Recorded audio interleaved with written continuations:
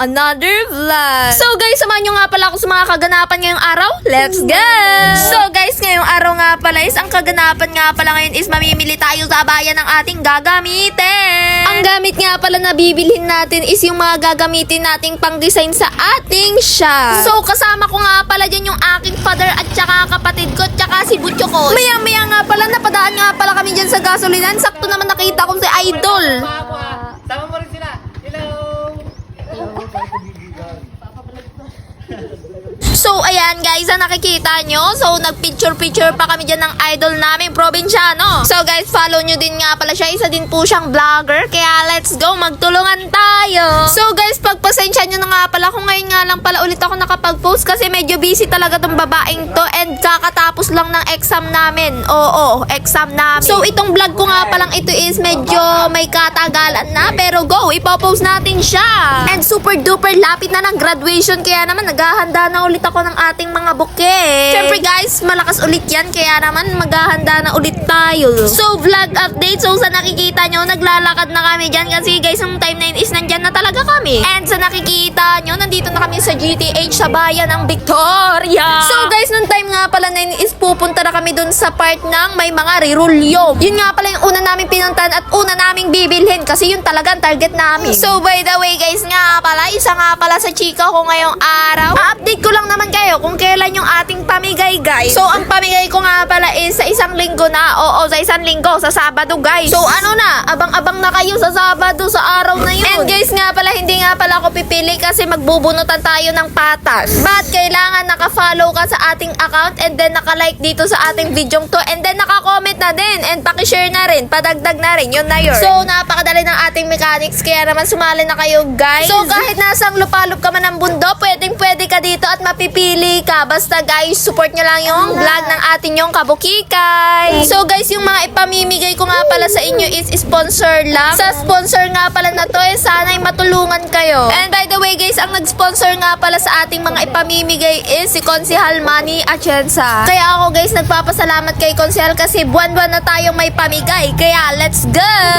For the update nga pala sa ating vlog, so sa nakikita nyo, babayaran na natin yung mga pinagbibili natin. So ayan sila lahat. Akala ko sagot dyan ni Daddy yung ilaw at saka extension, ako din pala. So by the way guys, pagkatapos nga pala naming mamili, so let's go naman sa kainan at papakainin na natin yung mga bodyguard natin.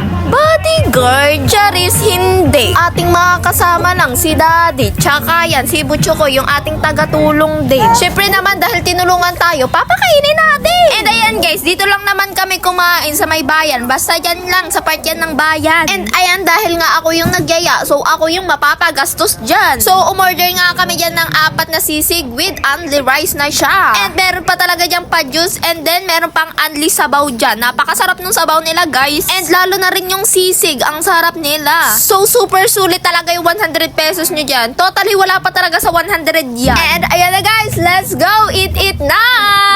So for today's video, papainggitin ko muna kayo sa ating pagkain. Charis! By the way guys, sana maka-request sa inyo na way lagi nyo tapusin yung ating video. Napakalaking tulong na talaga guys yung pagtapos nyo ng ating video. Kaya guys, naway matulungan nyo ako at mapalago yung ating kabukikay vlog. By the way guys, tapusin nyo nga pala tong video kasi papakita ko yung update ng ating store kung anong itsura na. And guys, hindi ko nga pala mapapakita kung paano ko siya kinabit. Gawa ng sinamsam yung cellphone ko. Kaya nung time na yun is inayos ko na lang and then hindi ko siya nabidyon kasi nga sinamsam. So guys, for the update sa ating vlog, so ayan guys, ubos na yung aming mga pagkain. Siguro naman busog na dyan si Bombay. Nakailang only rice yan, paka.